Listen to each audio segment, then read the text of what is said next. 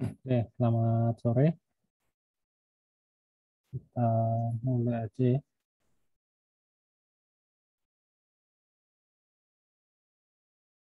Oke, untuk materi hari ini sebenarnya masih melanjutin dari yang kemarin ya, masih seputar ini, quantifying user research ya. Jadi kaitannya sama pengujian. Cuma kalau yang kemarin kan ngomongin soal itu ya, sampling ya, sama responden, gitu kan. Kalau yang sekarang itu lebih ke hitung-hitungan statistik.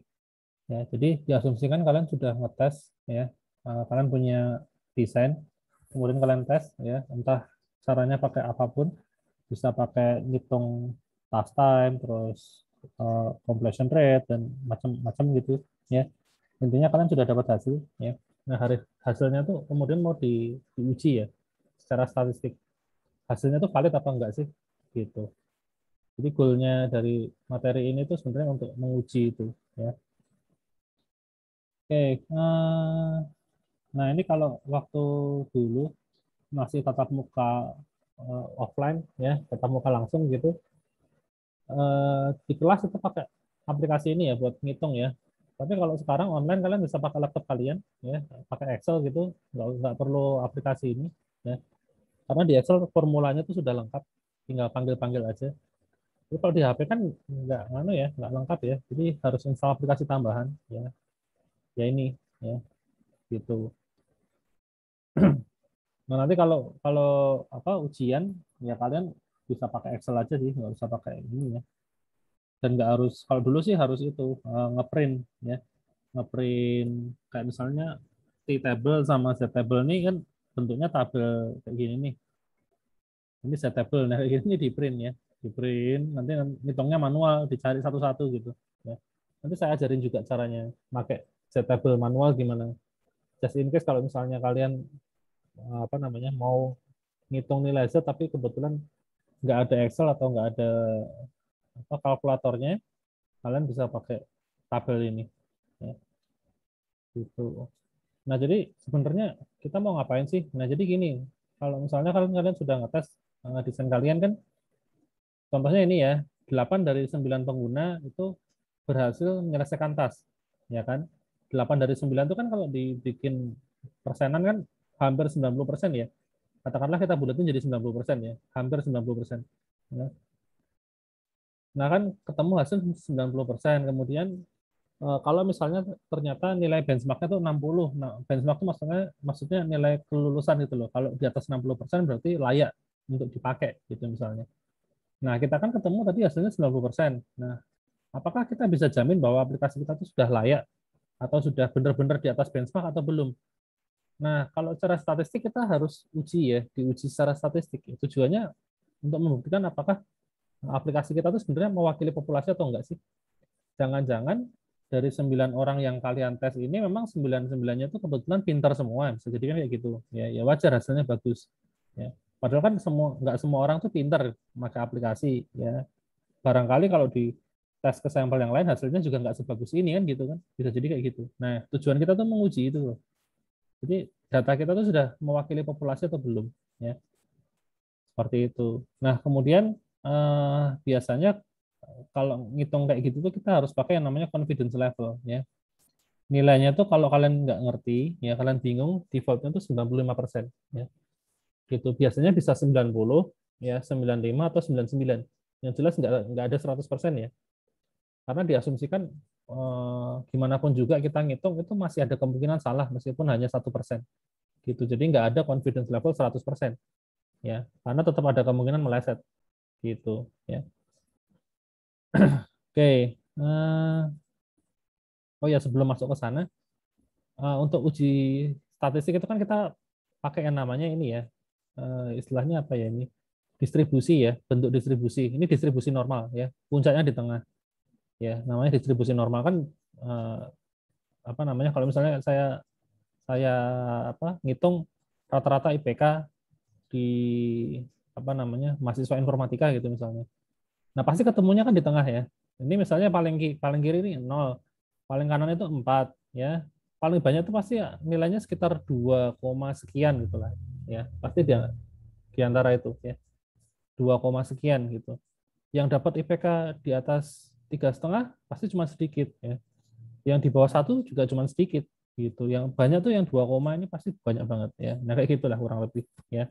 Itu namanya distribusi normal ya. Kebanyakan apa namanya data itu semuanya terdistribusi normal pasti ya gitu. Jarang yang datar itu data itu bentuknya distribusinya gemuk di kanan gini misalnya ya, gunungnya di kanan itu kan jarang ya, misalnya rata-rata IPK mahasiswa itu di atas 3,5 itu kan nggak mungkin ya, pasti kebanyakan 2, gitu ya, kayak gitu ya, atau rata-ratanya 0, kan juga nggak mungkin ya, pasti di tengah ya gitu. Apalagi kalau menyangkut nilai ya, terus apa lagi ya, nilai, usia, tinggi badan ya, ya semua bentuk grafiknya kayak gini pasti kan gitu, banyak kan tuh di tengah. Nah, kalau yang kita bahas ini nanti kebanyakan tuh one tail ya, kan ada 2 macam nih, two tail sama one tail ya. Nah, bedanya apa sih sebenarnya? Jadi gini, kalau misalnya saya punya desain ya, terus saya mau ngetes ya kan, saya mau ngetes apa namanya terhadap nilai benchmark ya. Benchmarknya tadi misalnya berapa? 60 gitu ya. Nah, website saya ini skornya berapa sih? Gitu. Nah, kalau kita pakai yang one tail itu kita cuma memperhitungkan apakah website saya itu berhasil melebihi benchmark atau enggak. Ya, itu aja. Fokusnya ke situ. Berhasil melebihi benchmark atau enggak. Itu yang one tail. Tapi kalau yang two tail itu apakah website saya itu nilainya di atas benchmark atau website saya itu nilainya di bawah benchmark. Nah, kayak gitu. Ya, seperti itu. Jadi batasnya tuh apa kita kita apa namanya memperhitungkan dua sisi, apakah lebih bagus atau lebih jelek, nah kayak gitu. Tapi kalau yang ini yang one tail itu kita cuma peduli apakah website lebih bagus atau enggak gitu loh. Perkara lebih jelek ya ya nggak masalah gitu loh, tapi yang jelas kita concernnya eh, lebih bagus atau enggak, gitu aja gitu. Itu bedanya one tail sama two tail. Nah nanti yang kita bahas di sini sih kebanyakan yang one tail ya, karena kita pakainya benchmark, jadi kita ngetes website kita itu apakah sudah layak atau belum sih, sudah di atas nilai standarnya atau belum, gitu. Itu bedanya ya, seperti itu. Oke, nah ini itu ya one tail tadi istilahnya ini ya one side test ya, karena kita cuma menghitung website kita di atas benchmark atau enggak. Oke, ya ini contohnya sih, contoh kasusnya seperti ini. Tas kita website kita gitu kita tes pakai ngitung task time-nya gitu, ketemu rata-ratanya 30 detik ya. Kemudian confidence intervalnya 12 detik. Artinya dari 30 ini itu bisa jadi nilainya naik 6 atau turun 6. Jadi range-nya itu antara 24 sampai 36 ya. Itu kan jaraknya 12 ya kan. 24 sampai 36. Kemudian benchmark-nya itu adalah 35. Nah, apakah ini kan waktu maksimal ya. Artinya kalau di bawah 35 itu bagus ya. Kalau di atas 35 kan jelek berarti kan. Nah, berarti kan kita berusaha supaya skor kita tuh di bawah benchmark kalau yang ini ya. Kalau yang ini kasusnya waktu, jadi kita harus memastikan skor kita di bawah benchmark. Nah, tadi kan ketemu rata-rata 30, ya kan? Berarti kan sudah di bawah benchmark dong. Nah, cuman kita nggak boleh langsung dengan PD-nya kita simpulkan ya kita hasilnya sudah di bawah benchmark, itu nggak boleh ya. Kita harus pastikan ya. Kita harus validasi yaitu pakai rumus statistik. Ya, benar-benar di bawah benchmark apa enggak sih? Gitu loh. Oke, nah ini ada beberapa rumus ya, bukan beberapa tapi banyak ya. Karena kasusnya beda-beda. Jadi kalau misalnya nih jumlah sampelnya, ini kasusnya untuk ini dulu, untuk completion rate. Completion rate itu artinya tingkat keberhasilan ya. Jadi dari 10 orang responden itu yang berhasil berapa, yang gagal berapa, nah kayak gitu. Ya. Jadi nilainya hanya true false ya, berhasil atau enggak. Gitu. Nah kalau misalnya jumlah orang yang berhasil atau jumlah orang yang gagal itu di bawah 15, itu kita bisa pakai rumus yang ini. Ya, ini rumus manualnya, ini rumus Excel-nya ya. Silakan pilih salah satu. Ya, boleh pakai ini, hasilnya sama kok. Ya, boleh pakai ini, boleh pakai ini. Ya, gitu. Jadi kalau misalnya ada yang jumlah suksesnya ada 20, yang gagal ada 10. Nah, yang gagal kan di bawah 15. Nah, kita berarti bisa pakai yang ini. Ya. Bukan bisa sih, tapi harus pakai yang ini memang. Ya.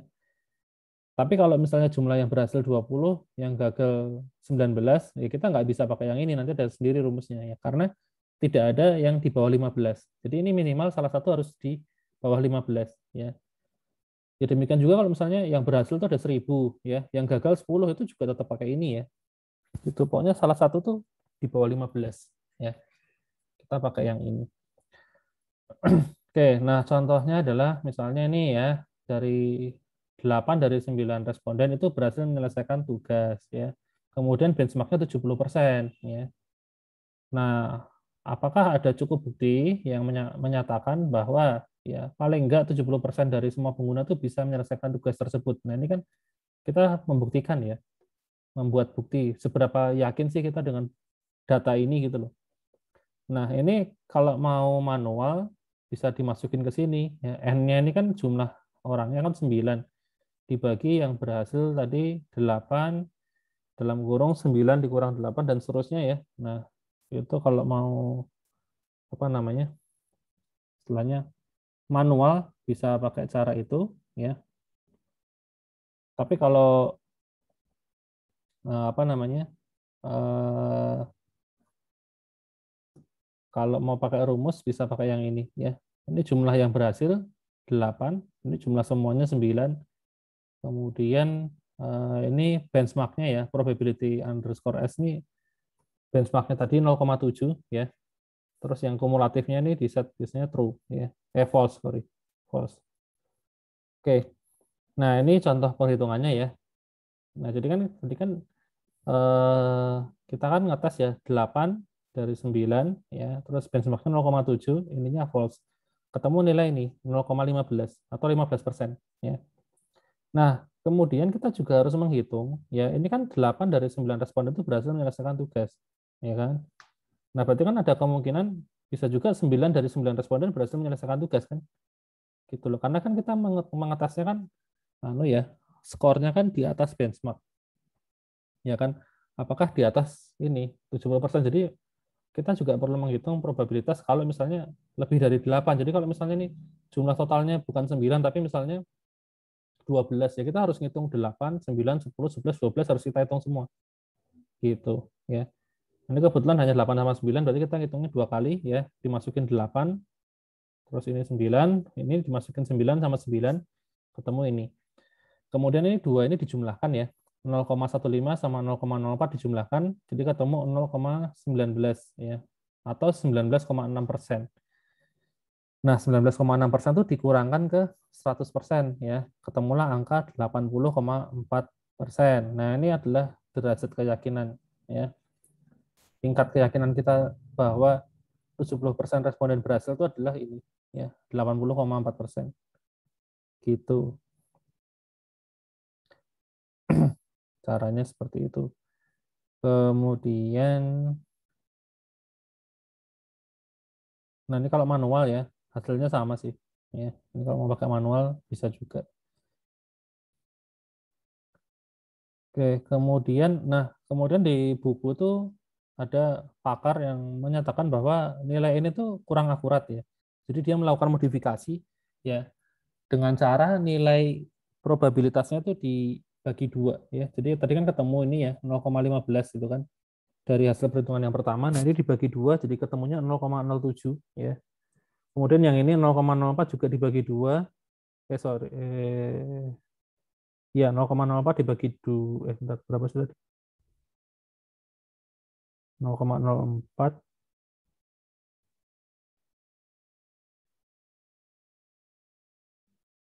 Sebentar, ini nggak dibagi 2.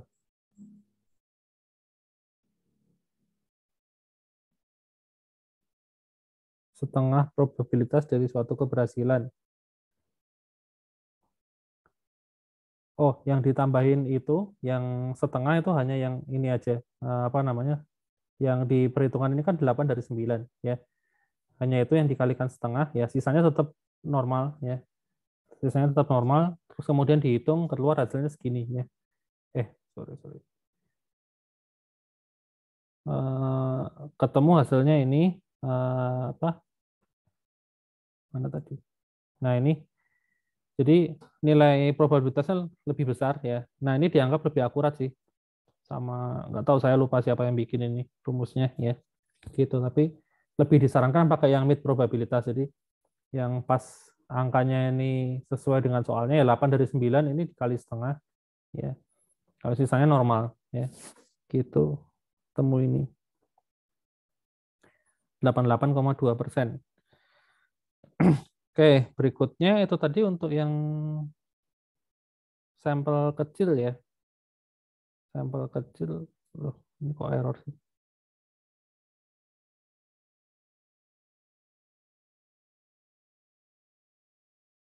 Oke, ini untuk sampel kecil. Bentar, bentar. Nah, ini baru yang ini rumus untuk yang sampelnya apa namanya sampel besar ya. Ini minimal jumlah masing-masing ya berhasil sama gagal itu harus di atas 15. Nah, baru bisa pakai yang ini ya. Gitu. Nah, ini rumusnya kalau yang ini itu ngitungnya dua langkah ya. Yang pertama kita harus pakai rumus manual ya. Mau nggak mau kita harus ngitung rumus manualnya buat nyari nilai Z-nya. Nah, kalau udah ketemu nilai Z, kita bisa masukin ke ini ya. Rumus Excel-nya ini namanya normal distribution ya. Norm titik S titik dis ya. Terus tinggal masukin nilai Z-nya ke sini. Gitu. Nah, jadi contohnya ini misalnya 85 dari 100 responden itu berhasil ya. Nilai benchmarknya 75 ya kan. Nah, kita harus ngitung manual ini apa namanya nilai Z-nya ini ya. Nilai keberhasilannya kan tadi kan 85% ya, berarti kan 0,85 itu taruh di sini. Kemudian ini benchmarknya tuh P 0,75 itu taruh di sini ya. Dibagi terus di akar dihitung ya. Ketemu nilainya ya. Nilainya ini karena ini apakah animasi jadi nggak muncul ya. Ya pokoknya ketemu nilainya tuh berapa ya? Nah ini. Sebentar nih soalnya. Oh ya ini nih. Nilainya tuh 2,309 ya dari perhitungan yang manual tadi. Nah, 2,309 itu tinggal ditaruh di rumus Excel-nya ini ya. Ini di set true gitu ya, kumulatifnya true. Ketemulah hasilnya sekian ya. Gitu ya. 98,95% ya, tingkat keyakinan ya. Gitu. Ini kalau pakai Excel. Nah, kalian kalau mau pakai manual juga bisa ya. Ini kan kalau misalnya apa namanya nggak ada laptop, nggak ada HP, caranya ngitung gimana kalau misalnya ketemu angka 2,309. Nah, ini ada yang namanya Z table ya. Ini kan nilai Z ya. Tadi kan kita tahu bahwa ini nilai Z ya. Ini kan rumus untuk mencari nilai Z ya. Nah, nilai Z ini kita bisa taruh ke Z table ya. Kalian cari aja di Google Z table gitu ya. Terus cari angka 2,309 ya. 2,309. 2,3 kan di sini ya kan. Terus 09 tuh di sini nggak ada, adanya tuh cuman ini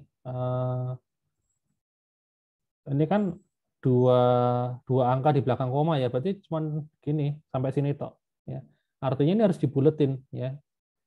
Jadi ini harus dibulatkan jadi satu ya, berarti 2,31. Berarti kita cari 2,31 kan di sini ya. Ini 0,01 ditambah 2,3 di sini. Nah, ini ketemu 9895 ya. Hasilnya sama dengan yang ini, 9895. Itu ini sama ya. Ini. Caranya gitu. Kalau mau manual bisa pakai tabel ini ya, set tabel ini. Gitu ya. Oke, kemudian ini contoh yang lain ya. 233 dari 250 ketemu 1,687 ya. Nah, 1,687 kan kalau dibuletin jadi dua angka di belakang koma kan berarti 1,69 ya. Kita lihat 1,69, 1,6 di sini, 9 tuh di pojok ya. 95,44 ya. Kita lihat kalau di sini berapa hasilnya? 9542 ya, beda dikit lah. Ya. Kalau di tabelnya ini 9544 ya. Ini 9542 ya.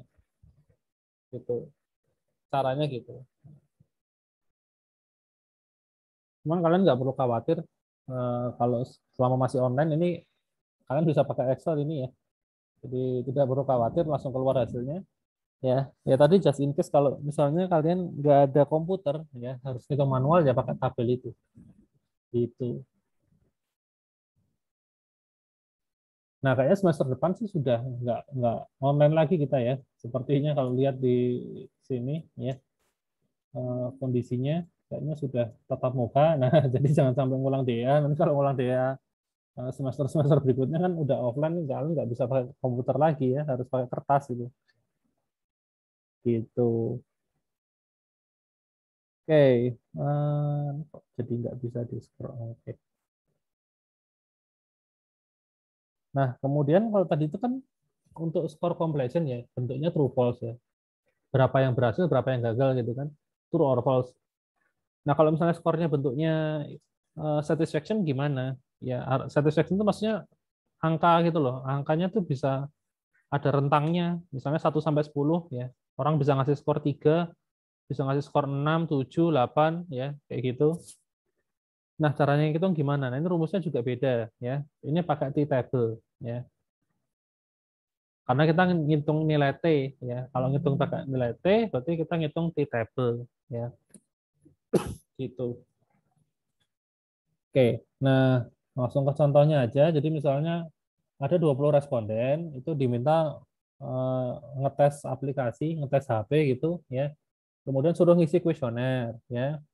Nah, hasil kuesionernya tuh 73 ya dari 100 ya. Ngasih rata-ratanya 73 ya. Dari 20 responden tadi didapatkan 73 rata-rata skornya dengan standar deviasi 19 ya. Kemudian benchmarknya 67 ya. Nah, terus caranya ngitung gimana? Ya, itu tinggal dimasukin ke sini ya. Rata-ratanya tadi kan 73 dimasukin ke sini ya. Ini benchmarknya kan 67 ya, 73 kurang 67 dibagi S-nya itu standar standar deviasi tadi 19 ya. Di sini terus dibagi akar N tuh 20 ya. Jumlah respondennya kan 20. Ketemulah nilai T-nya ya. Nilai T-nya, nah ini kalau kita masukin ketemu nilai T-nya 1,41 ya. Nah, dari 1,41 ini kita masukin ke rumus T distribution ke sini ya. Nah, X-nya ini diisi 141, kemudian 19 ini adalah degree of freedom ya. Degree of freedom. Degree of freedom tuh jumlah responden dikurangi 1. Jadi respondennya kan tadi 20 ya, dikurang 1 kan 19. Ya itu. 19 itu bukan standar deviasinya ya, tapi jumlah responden dikurang 1 ya. Gitu. Jadi kalau respondennya 30 ya berarti ini diisi 29 ya. Nah, ketemulah ini 9127 ya. 91,27%. Nah, ini kalau yang ini ketemu 1,41 itu kalian bisa pakai t-table ya. T-table itu ini bentuknya. Nah, t-table itu di sebelah kiri ada degree of freedom.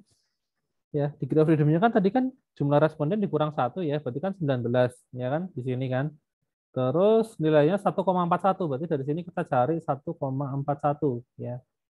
Nah, paling dekat adalah ini ya, di antara 1,3 sama 1,7 ya. Itu ada 141 di dalamnya. Nah, ini berarti kan ini kan di sini kan posisi 90% ya. 1328 ya. Kalau ketemu nilai T-nya 1328 itu tepat 90%. Ya. Kalau misalnya 1328 dinaikin dikit jadi 141 ya kurang lebih 91 atau berapa ya. Kalau mau ngitung pasnya gampang ya. Tinggal ini aja. Tadi berapa? 1,41 1,41 dikurang 1,328 ya. Kan ketemu 0,082 ya. Ketemu 0,082 ya, ini saya kurung ini dibagi ini berapa nih? 1729 ini dikurang juga 1,729 dikurang 1,328. Ini pakai rumus ProRate ya. Nah, ini ketemu 0,20 ya. Nah, tinggal dikalikan range-nya antara ini sampai ini tuh berapa sih?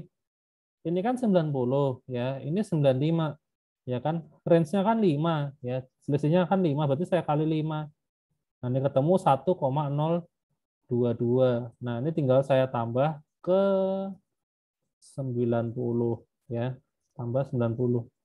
Nah, ini ketemulah 91,27 91,02 ya. Hasil perhitungan saya 91,02.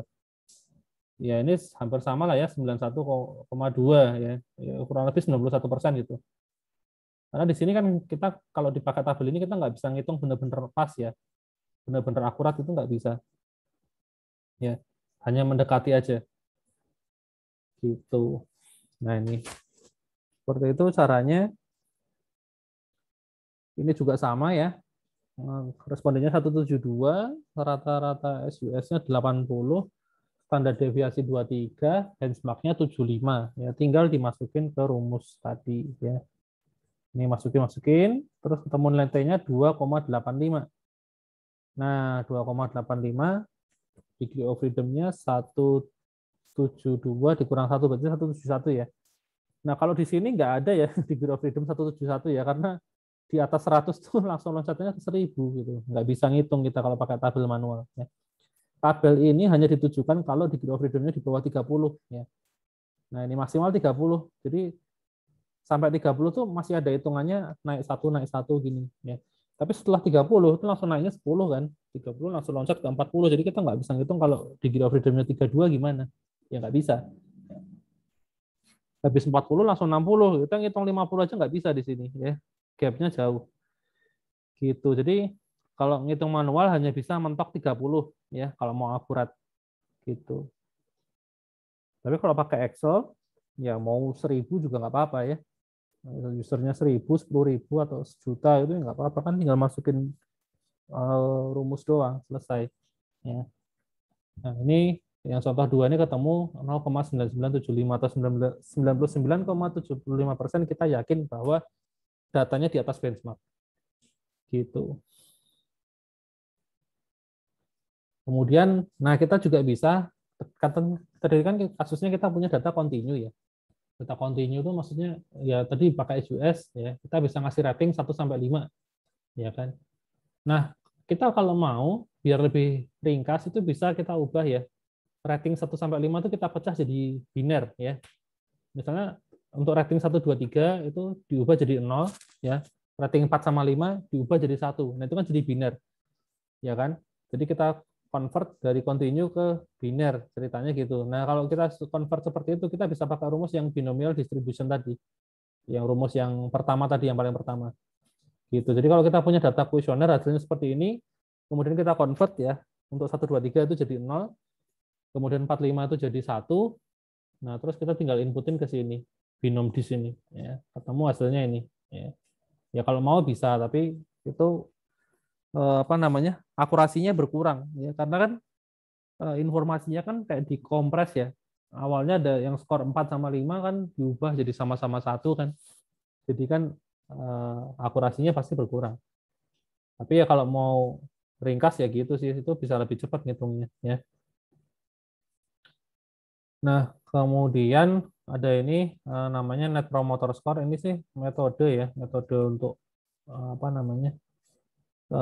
Kayak kuesioner gitu biasanya dikasih waktu kalian habis pakai sistem itu kalian suruh ngasih rating gitu. Ini contoh aja sih, tapi ini nggak ada rumusnya kalau ini. Jadi contohnya misalnya kayak ini ada aplikasinya apa ya Agoda kayaknya. Nah, nanti setelah kalian transaksi nanti ada kalian kasih suruh ngasih rating ya 10 sampai 0 ya. Ini juga sama, ini AirAsia, terus suruh ngasih rating, terus Tokopedia juga ada. Nah, ini Tokopedia ya, zaman dulu ini tapi ya kelihatan jadul kan. Ini suruh ngasih rating ya setelah kalian pakai ngasih rating itu namanya Net Promoter Score. Ya, ini tambahan aja sih. Oke, ini contoh soal nanti bisa lihat sendiri aja ada pembahasannya di sini. Nah ini ya. Oke, ada yang mau ditanya dulu nggak sampai di sini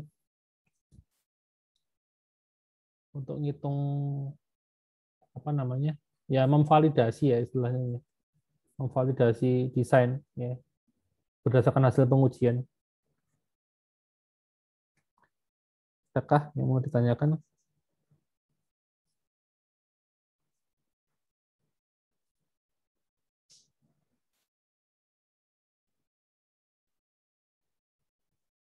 Nggak ada?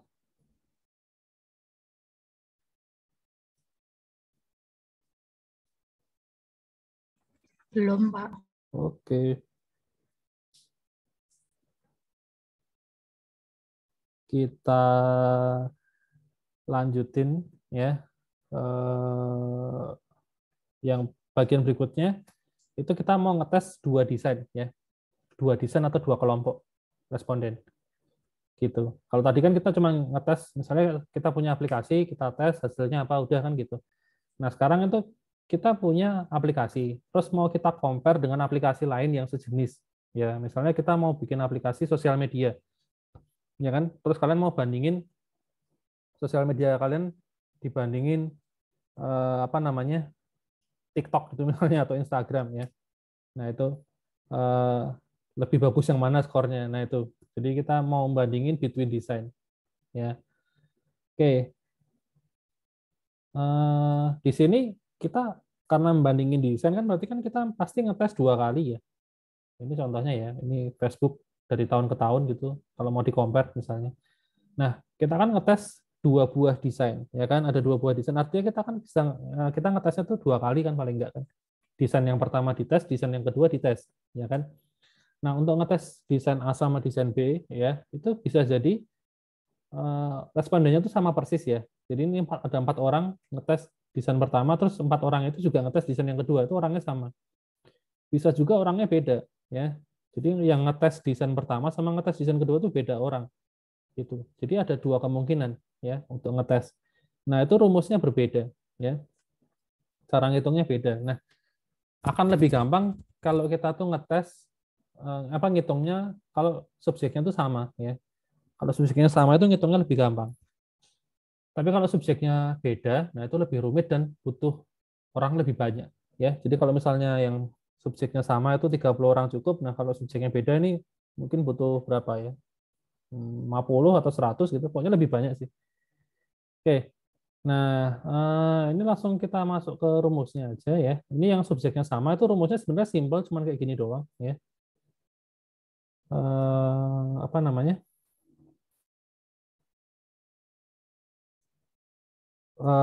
Ini rumusnya itu kita dapat nilai T sama kayak tadi, terus T-nya itu bisa kita apa namanya? Bisa kita masukin ke T-table atau dimasukin ke rumus Excel tadi yang distribution tadi ya. Contohnya ini ada soal. Misalnya kita punya dua buah aplikasi, ya kita ngetes pakai 26 responden, ya kan? Ini aplikasi A, ini aplikasi B. Nah kalau dari sini kan ketemu skornya yang A itu kan 82, yang B 52. Ya berarti kan kita bisa bilang yang A lebih bagus kan gitu kan, 82 kan. Yang B cuma 52, selisihnya 29, ya kan? Nah kan cuman, tapi kan kita nggak boleh langsung apa namanya PD gitu yang ngomong yang A lebih bagus. Nah kita harus ngetes ya. Ngetesnya tuh ya tinggal dimasukin ke rumus yang ini tadi ya. Ini tuh selisih ya, selisih rata-ratanya 29,5. Kemudian standar deviasinya yang dari sini, dari selisihnya ini ya, kalau dihitung itu ketemu 14 ya. 14,125 masukin ke sini, akar jumlah responden, ketemu nilai T-nya 10,649. Nah, ini tinggal dimasukin ke sini ya. Ketemu nilai 0,999 ya. Artinya apa? Artinya kita tuh yakin ya bahwa 99,99% desain A itu lebih bagus dari desain B. Nah, cara bacanya gitu ya. Seberapa yakin kalian ya? Yakinnya ini 99,99% gitu. Nah, kalau misalnya nanti ketemu di sini ternyata nggak sampai 99 ya, ketemu cuma 50%. Ya. Kalian ya hanya yakinnya tuh hanya 50% yakin bahwa ini desain A lebih bagus dari desain B. Berarti masih ada kemungkinan 50% sisanya desain B itu lebih bagus gitu loh. Atau nggak sejelek inilah intinya gitu. Ya. Tapi ini 99, kalau 99 kita yakin banget ya, yang A lebih bagus dari yang B gitu ya. Ini kalau subjeknya sama ya, respondennya sama. Nah, kalau respondennya beda, ngitungnya rumit. Nah, ini ya rumusnya lebih panjang ya. Gini ya. Untuk ngitung T-nya tuh masukin rata-rata 1, rata-rata 2, di akar standar deviasi 1, standar deviasi 2 dibagi jumlah responden 1, jumlah responden 2 ya, terus dihitung kayak gitu ya. Oke, ini contohnya mana? Oh, enggak ini. Nah, kalau mau nge-compare dua kelompok respondennya berbeda, itu paling enggak model distribusinya harus sama ya. kayak gini. Ya. Atau kalau beda pun nggak beda jauh lah. Ini ada rasionya. Ya. Rasionya maksimal 2. Ya. Ngitungnya ya ini. Dibandingin aja standar deviasinya ini. Kemudian dihitung. Nah ini. Oke. Nah ini apa namanya? Contoh soalnya. Di aplikasi A itu dites sama 11 responden, yang B dites 12 responden. Nah, jumlahnya kan beda nih, ya kan? Nah, didapatkan rata-ratanya yang A 51,6, yang B 49,6 ya. Standar deviasinya ada sendiri-sendiri, dimasukin ke rumus yang tadi ya. Ini rumusnya ketemu nilai T-nya 1,102. Nah, 1,102 dimasukin ke rumus ini tadi, T distribution. Nah, kemudian ini ada degree of freedom-nya kok bisa 20 gimana? Ya, padahal ini kan jumlahnya 11, yang ini 12. Nah, cara ngitungnya gimana? Nah, ini ada rumusnya sendiri ya. Ada rumusnya sendiri, cuman di sini nggak nongol ya. Nggak nongol, karena ini kalau pakai Excel-nya tuh bisa diklik terus ada rumusnya. Nah, kalian bisa cari ini degree of freedom formula ini ya. Rumusnya itu yang ini. Sebentar. Ya, ya betul yang ini. Ini sama ini kayaknya sama. Ya. Ini rumusnya buat ngitung. Ya, jadi nilai ini tadi A, B, terus ada deviasinya tinggal dimasukin ke sini. Ya. Dimasukin ke sini nanti akan ketemu nilainya 20. Ya, gitu. Jadi ketik aja degree of freedom formula. Ya. Ini mau nggak mau memang harus dihitung manual ya. Kalian harus catat rumusnya ini. Ya. Rumusnya ini kalian harus catat meskipun di buku ada. Ya. Jadi kalau kalian mau buka buku ada sebenarnya di situ. Ya. Tapi kalau bagi yang malas buka buku, nah ini di screenshot aja ya rumusnya ini. Gitu. Ya. Oke. Nah, nanti ketemu ini 20, masukin ketemu angka ini 28,3% ya. 28,3%. Nah, itu kalau misalnya dikurang ke 100% kan ketemu sisanya 71,65 ya kan? Nah, ini kan kita kan ya, pertanyaannya tuh bentar, mana sih? Pertanyaannya nggak ada ya. Pertanyaannya intinya apakah desain A dan desain B itu berbeda? Ya, kalau kita ngomong berbeda itu kan ini ya, apa namanya? Kebalikannya ya. Jadi 100 dikurang ini gitu. Jadi kemungkinan bahwa desain completion time A berbeda dari aplikasi B itu kemungkinannya hanya 71,65% gitu. Ya, artinya memang berbeda sih, karena kan lebih dari 50% ya. Gitu ceritanya. Ya. Ya ini cuma selisih dikit sih sebenarnya 51 sama 49 ya. Tapi ya ini memang beda yang B berarti lebih bagus kan karena kan ini ngomongin masalah waktu ya, completion time. Makin kecil kan makin bagus ya. Berarti yang B lebih bagus kan gitu. Sebentar. Ini SUS ini SUS ya. SUS berarti yang gede lebih bagus ya. Ini kesimpulannya yang salah tulis berarti ya. Ini bukan completion time tapi SUS ya. Berarti kalau SUS ya nggak perlu dikurang langsung ya.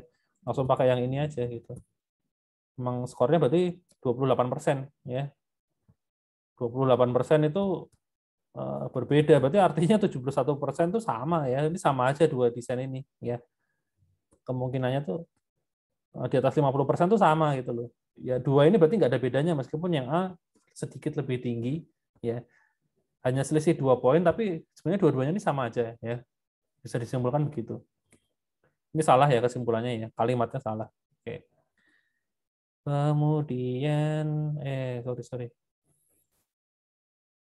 Mana tadi ya? Ini kan sudah terus ini.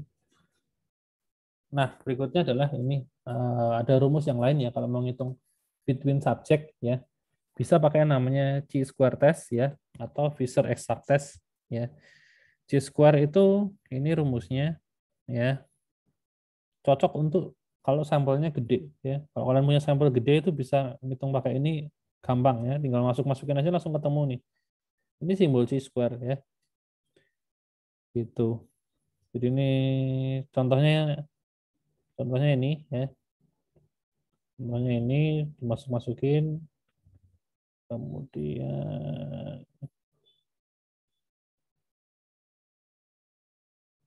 Nah, ini juga contoh yang lain ya. Ada desain A, desain B, desain A yang berhasil 11, yang gagal 1, desain B berhasil 5, gagal 5 ya. Terus dihitung, masukin, ketemu angka ini ya, 0,0288 atau 2,8% ya, 2,88%. Jadi cuma sekitar 3% ya. Ini 3% gitu.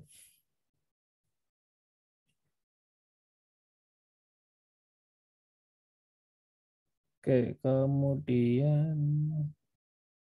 rumus yang lain ini cuma tambahan ya, kalau yang Chi-square ini cuma tambahan. Terus ini yang Fisher exact test atau apa namanya, McNemer ya tes, itu bisa pakai rumus ini ya. Rumusnya isinya faktorial semua ya. Ini tabelnya sama kayak tabel yang C tadi ya. Ini kan ada simbol-simbolnya MN, AB, CD, RS kan. Ini tinggal dimasukin ke sini, ketemulah hasilnya. Ini katanya sih lebih bagus daripada Chi-square ya, lebih akurat ya katanya. Saya juga belum pernah nyoba bandingin langsung ya. Maksudnya untuk data real gitu ya. Saya cuma lihat di buku katanya sih lebih bagus ya. Gitu. Tapi ya itu tadi sampelnya masalahnya butuh gede banget ya. Sementara kan kalau misalnya skripsi gitu ya, atau apa namanya tugas itu kalian kan nyari sampel paling berapa, 30 aja udah banyak itu ya. Nah itu nggak cocok sih kalau pakai ini ya. Ini paling nggak sampelnya harus ratusan ya gitu. Makanya saya sendiri juga nggak pernah nyoba, karena saya kalau riset tuh nggak pernah dapat sampel sampai segitu banyak ya.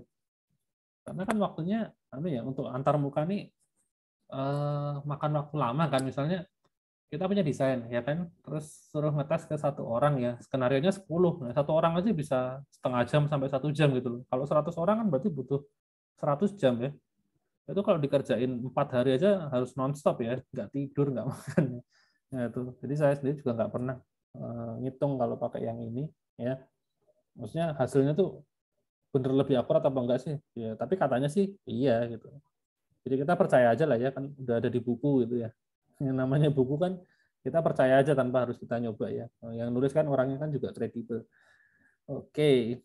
Nah, ini contoh ngitungnya aja sih kalau yang ini. Hitung uh, yang di atas tadi. Oke, oh, sudah ya. Ini ringkasannya. Memang yang untuk yang ngetes 2 desain ini lumayan banyak rumusnya ya. Oh, ini ada rumus di graph rhythm di sini.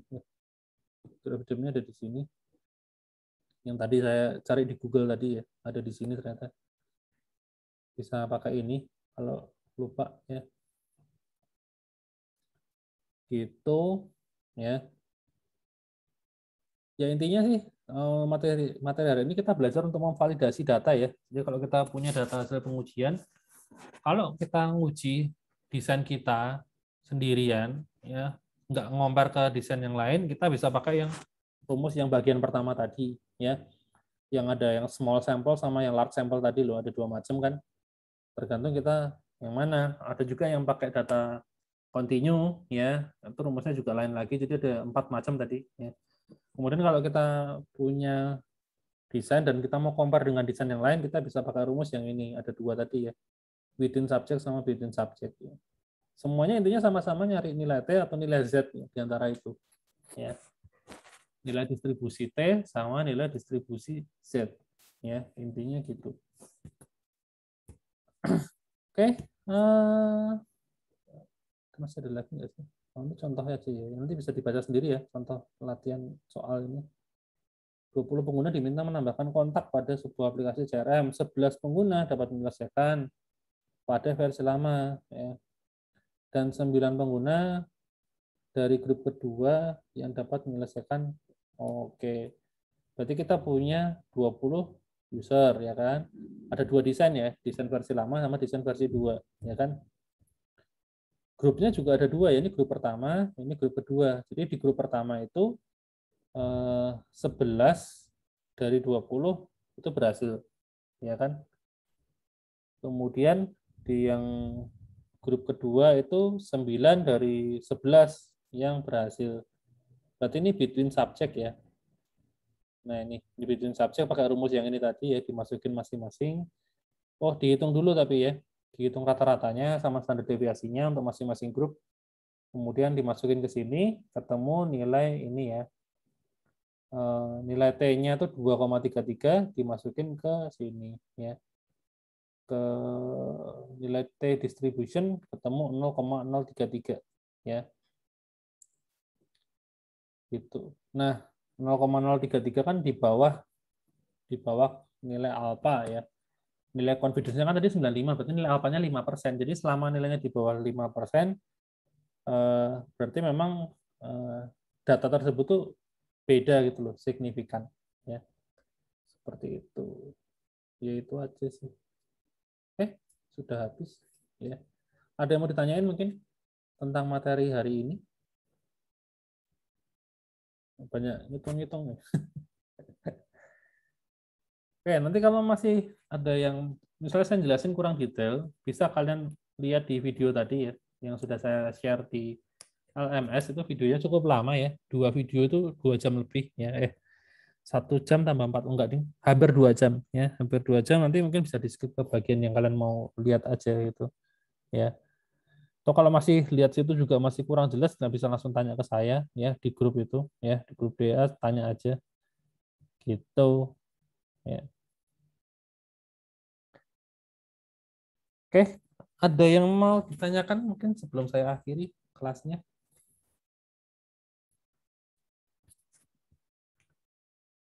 Tidak ada? Ya sudah, kalau nggak ada mungkin cukup sampai di sini ya kelas kita ya. Jangan lupa nanti kuisnya dikerjakan. Oh ya, presensi juga jangan lupa ya. Oke, saya rasa cukup kalau gitu ya. Sampai ketemu lagi minggu depan ya. Thank you semuanya. Makasih, Pak. Makasih, Pak.